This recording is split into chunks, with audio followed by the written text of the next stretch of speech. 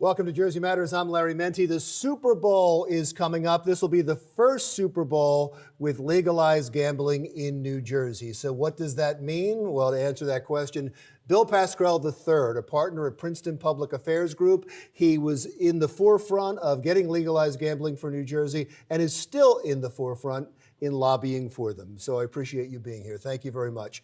What does the Super Bowl mean? Thanks for having me, Larry. Sure.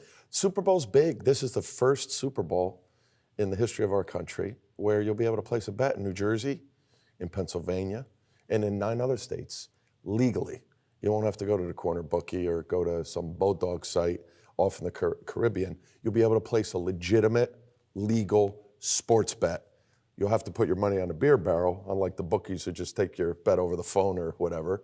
But it's exciting because the Super Bowl is the preeminent sports event and sports betting event in our calendar. How big is it? What do you do? Have you done the analytics on this? How much the legalized sports betting in New Jersey is expected to get? You know what? None of the numbers or projections have borne out.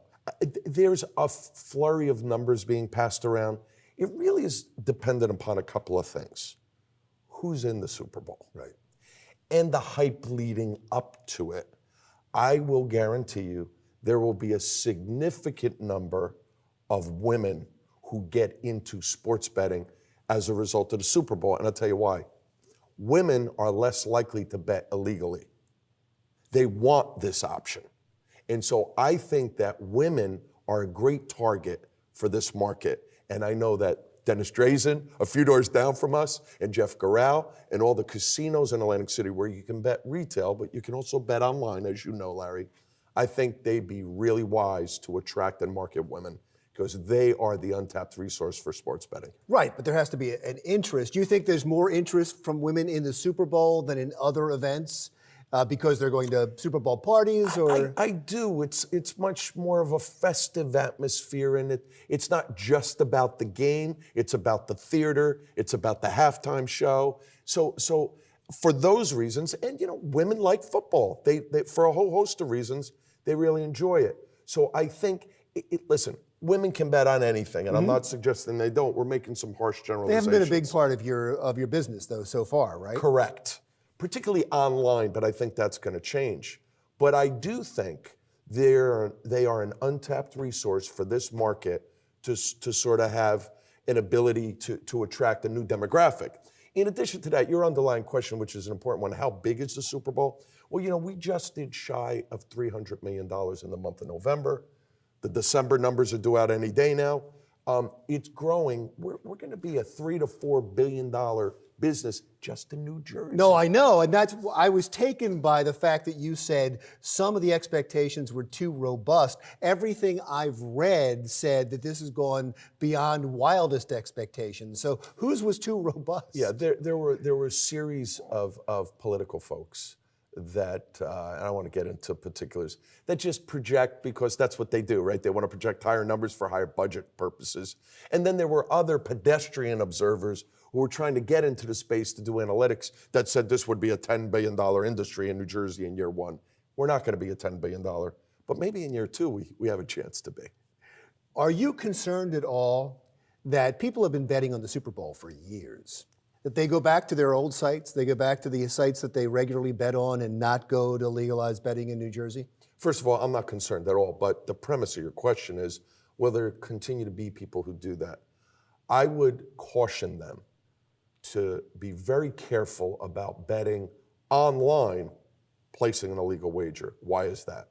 Because you have companies and businesses that have invested tens of millions of dollars that are now going to be watching what the illegitimate books are doing, which is illegal. They are becoming the police dogs for the regulators and the enforcers. Let's talk about what you mean by illegitimate sites. You mean the offshore sites? Correct. Or there are some that have in-country sites that are illegitimate too. You'd have to be a total moron to bet on those sites, but people do it.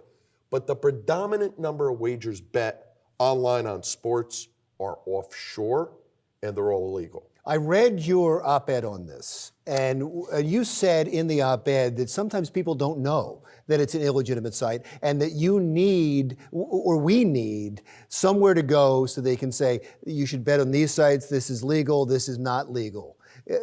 And have you gotten reaction from that? Is there anybody that's interested in that? The feedback, I was blessed that the Star-Ledger granted me the opportunity to do an opinion piece on the last day of the year, which is oftentimes the paper you save because it does all the yearly reviews. So is there a place to go now to find out if a site is legitimate? Sure, there are. I would direct people to go to caxmedia.com. That will give you now they're a client of mine, full disclosure, there are others. That will give you a dossier of the legitimate books. And it's also like, any TripAdvisor. It's gonna tell you what the better sites are. It's going to tell you what are the more robust sites, what sites have the better odds. So it's sort of an educational and advocacy tool. And it's a great tool for regulators because it helps regulators identify the illegal sites because they know who they are. And it helps drive traffic to legitimate sites. I saw another article where you were quoted several times in, and it was a conference of state legislators where they were talking about where do state lotteries fit in? Where do they fit in with legalized betting? Because they feel like they're taking a back seat and they'd like to somehow join the two. You seem to think that's a bad idea. I believe that the lottery is an important tool for government, particularly let's talk about New Jersey. Christie signed the bill in July of 2017, just a few months before he departed office, that directed all the assets of the lottery to the public pension system, cops, firemen, teachers, okay? Which is a good thing to do because we certainly know we have $100 million in unpaid mandates. So it's important and the responsibility for the lottery to keep up with the times and to make sure they're growing the market. The lottery, the average lottery participant in New Jersey is going to be aging out in a relative near future. Very few millennials are playing the lottery. But when they do play, what do they play? They play the $30 scratch-off instant gratification. $30, you could win $3 million, as opposed to a $1 ticket where you can make a couple.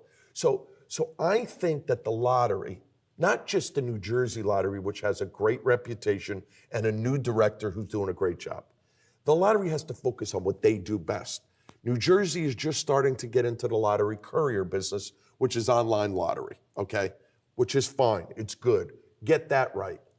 I don't like lotteries running sports betting. They can regulate it. I don't like them running it because it impedes competition. The reason New Jersey's doing so well, as is Mississippi, Pennsylvania's now coming online, and other states, is they have competition. We're gonna soon have 39 different opportunities online and 13 different opportunities at the retail level in New Jersey. Have the lotteries taken a hit because of legalized betting? No, it's a different demographic group. Different demographic, you think they're competition, because I loved your quote in the article that said the lotteries running legalized betting would be like Netflix running Hulu. It was a great quote. Thank you so much. I appreciate you coming in. Bill Pascrell III, partner at Princeton Public Affairs Group. Jersey Matters continues right after this. Still to come on Jersey Matters, we'll take you to the Trenton for the latest investigative hearings into the Katie Brennan scandal when Jersey Matters continues.